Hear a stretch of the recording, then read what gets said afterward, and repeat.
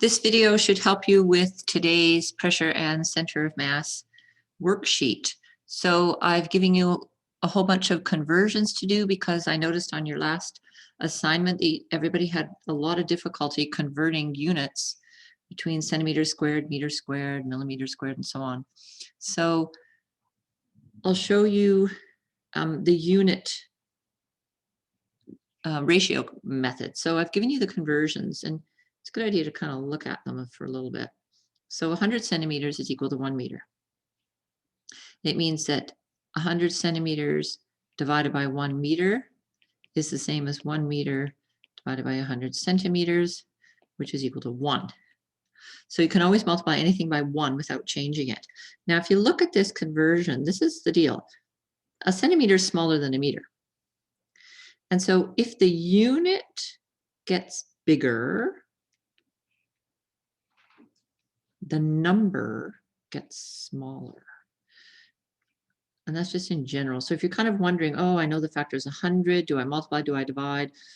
And you know, which ratio to use and that kind of thing. It's always the case. If you have a bigger unit, like a meter, and that's a huge unit, well, then you don't need as many quantities. So like 100 goes down to 100.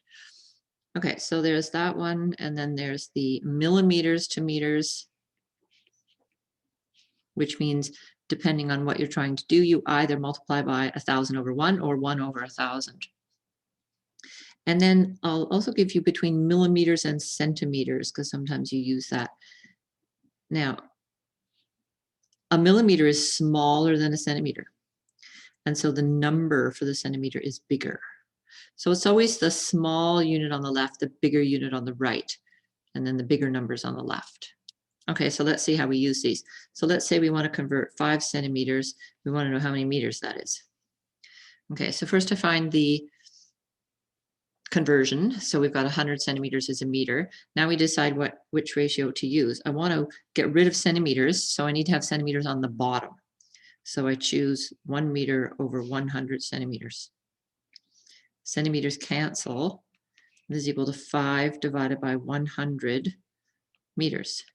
Punch it on your calculator if you want to, or if you just know 5 divided by 100 is 0.05 meters. Okay, so that's how you do conversions using that unit ratio. So let's say we want to go millimeters to centimeters. Okay, so we know that there are 10 millimeters in a centimeter. So I want to get rid of millimeters, so I put them on the bottom. And I have to divide by 10, so I get decimal 8. But you can always do it on your calculator.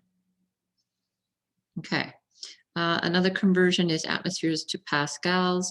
So say we have 5 atmospheres, and you're given the conversion that 1.013 times 10 to the 5 pascals is the same as 1 atmosphere. I put the atmosphere on the bottom because I want to cancel the atmospheres. Multiply 5 times 1.013, and you get 5.065 times 10 to the 5 pascals. Okay, so you can pause the video here and do number 1 to 10 on the worksheet using this method of unit ratios. Okay, now we're going to do area, how to convert area. Now, I decided to give you these conversions. So I'm telling you that 1 meter squared is the same as 10,000 centimeters squared. So you can use that ratio. But if you want to know how you get that or where that comes from, a meter squared is a meter times a meter. And you have 10,000. A centimeter squared is a centimeter times a centimeter. So you have to use the unit ratio twice because you've got 2 centimeters over here.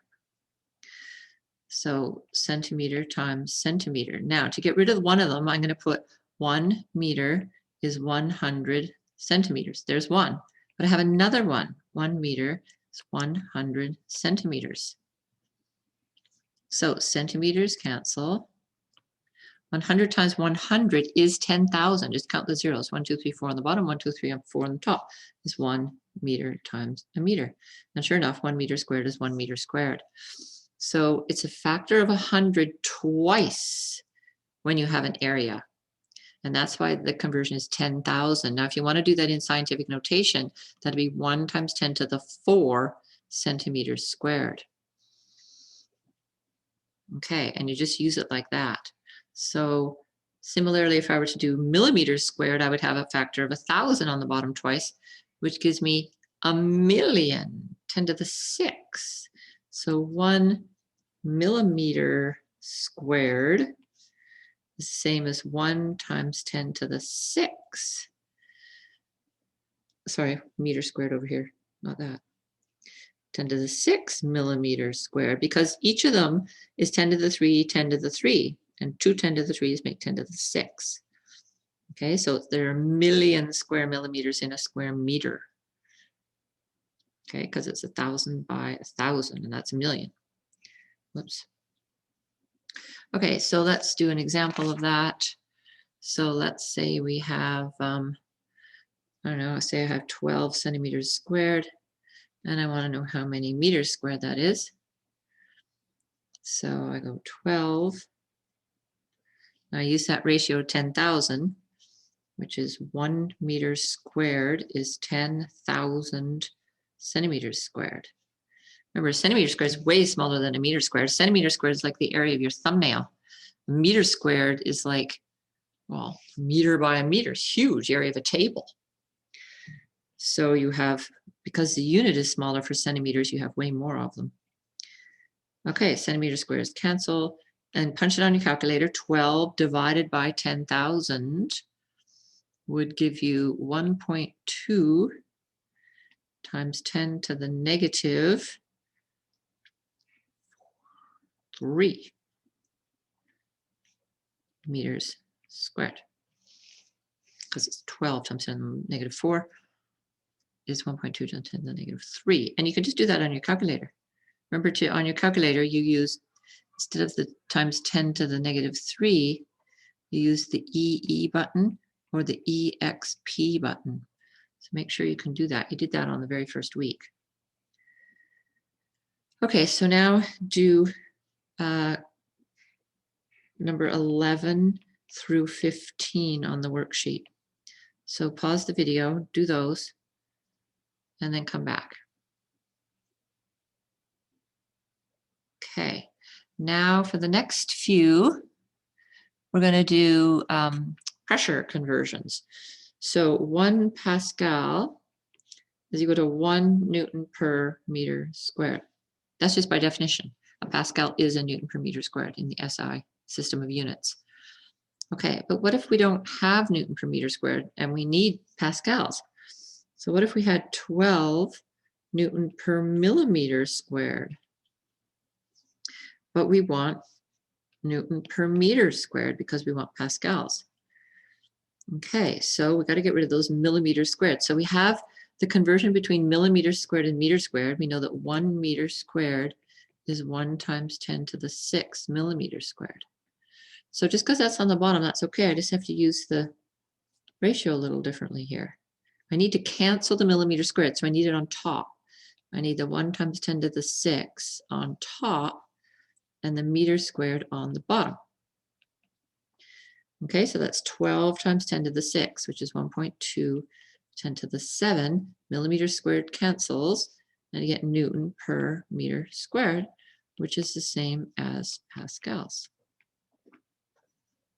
Okay, so that's how you handle if there's some different unit for the area.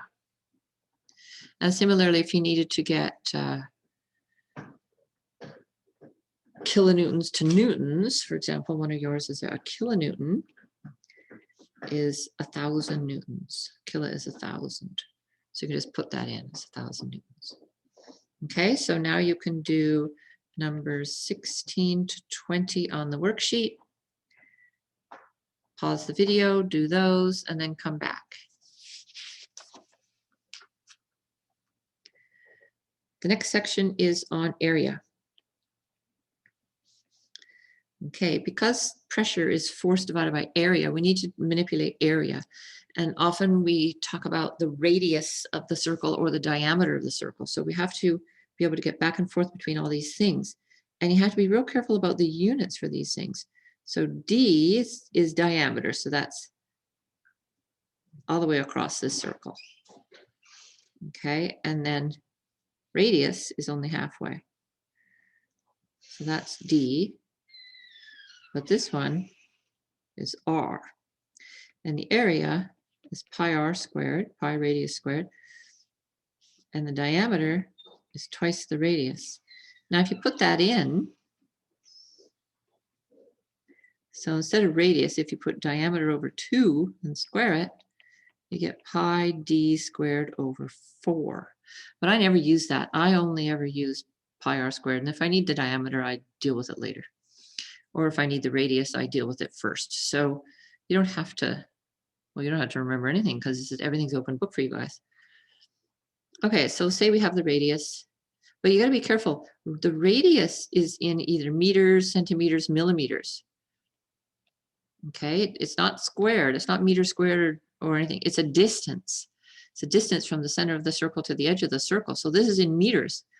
But the area, because you square it in the formula, the area would be in meters squared.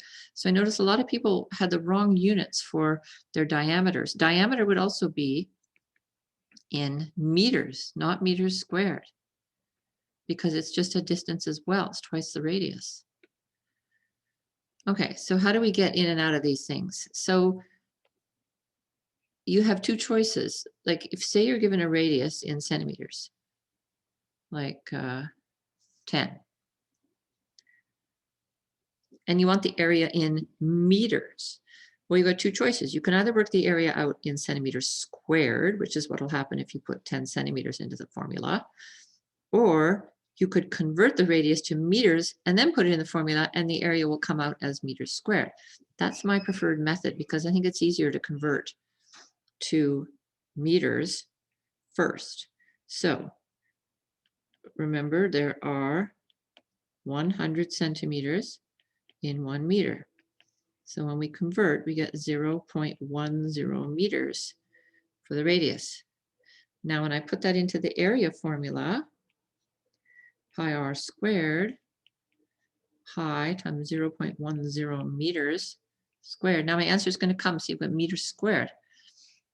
And this would be 3.14 times 10 to the minus 2 meters squared.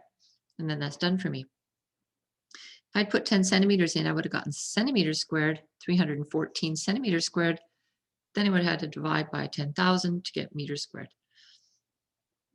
So I think that's probably the easier way to go. And if I needed the diameter at any point, don't worry about the area, worry about the radius and then just double it. Okay, so let's say now we're given an area is 25 square meters. So that's quite a lot, that's a huge area. And we want to calculate the radius.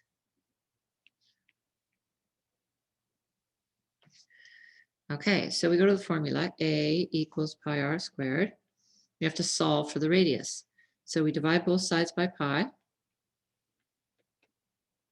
So we get that A over pi is equal to r squared. Now we square root both sides. And so it turns out that the square root of A over pi is equal to r. Okay, so we put in, now whatever units area is in, like this is in square meters, when you square root square meters, you get meters. So if this is 25 meters squared over pi, that's the same as 25 over pi square rooted, and then the square root of meters squared. The square root of anything squared is just that quantity itself. So the root of 25 over pi is 2.82. The root of meters squared is meters. And so there's our answer. Now, if we want the diameter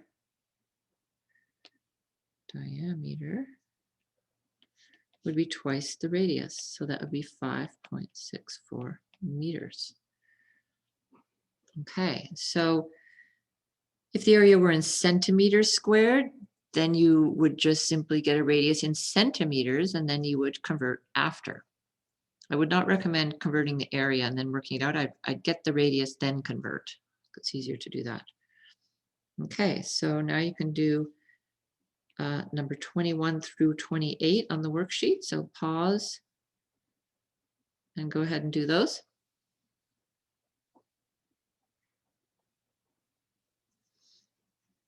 Okay, now we're going to do pressure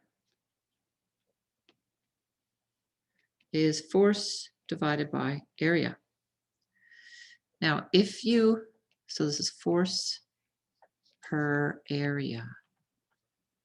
Now this pressure, remember, is a concentration of force. So that question on the assignment about the 10 fingers, you take the total force over the total area. So you take the area of all 10 fingers, and that would be pressure.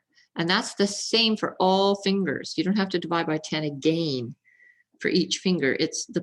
You take total force over total area, and you get pressure, and that's pressure distributed equally over that area for everything.